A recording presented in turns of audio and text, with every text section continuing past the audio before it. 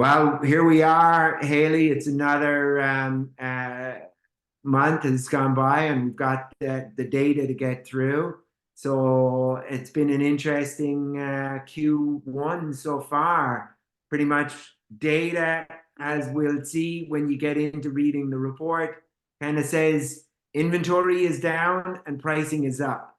I think it can be a little confusing when you're like, oh my God, pricing is up, and pricing is up over Q4. Q4 is always a really bad performing time. And so I think that's where we kind of hit a little bit of a bottom, and things are starting to balance out right now. And a lot of what's creating that balance in pricing is the fact that we are anemic on the levels of inventory.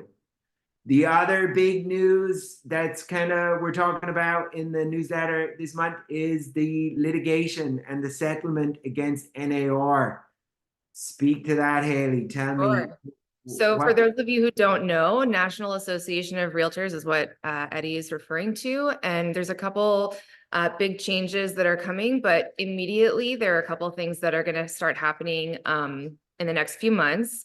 The first thing is that buyers will now have to have a signed buyer representation agreement with a real estate agent in order to have that agent show them homes and work with them. That is a big change for many people. On Elevation, at our team, we've done that for years. So we've always worked with a buyer broker agreement since day one, almost a decade ago. And we always thought it was really important for buyers to understand that we're representing them and their interests. And so it's not a huge That change. they're ultimately choosing to work with us.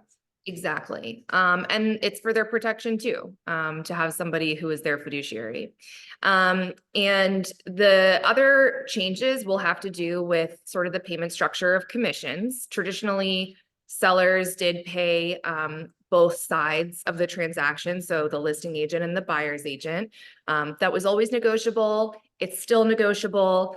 And there may be instances in the future, however, where buyers will be asked to pay their agent if the seller is unwilling to do so. But we will navigate that on a house by house basis. And also things will probably be a little bit, like a little growing pains for the next year or so, just as we sort of figure this out logistically.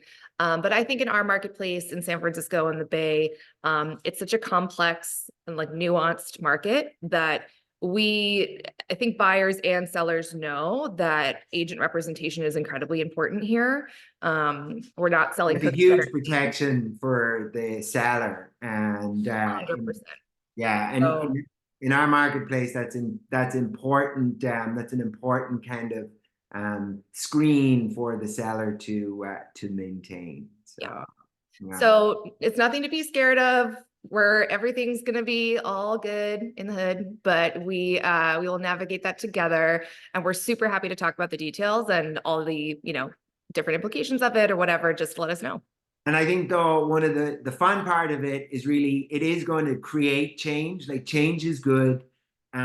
This change will create kind of a little bit of a scenario. We're going to see money coming into the space where Wall Street's going to try different models in real estate and see how things are going to work. It's going to be a little bit like the Wild West for the next 3 years or so until an equilibrium comes into the world, and we all the boat will sail off into the sunset, and all will be good. Every couple of years, there's a big change like this, right? So we always weather it, and then it just becomes the new norm. So I got into real estate when the MLS had only recently gone into being online. that in like Um, the 60s, Eddie, or no, no, yeah, don't thank age me. you. Don't age me. So, so anyway, let's wrap it from there. Let everybody read the report, and it's always as always, if you've any questions or want to reach out and find out more info, just you can find us at elevationrealestate.com. Yes, or follow us at Elevation SF.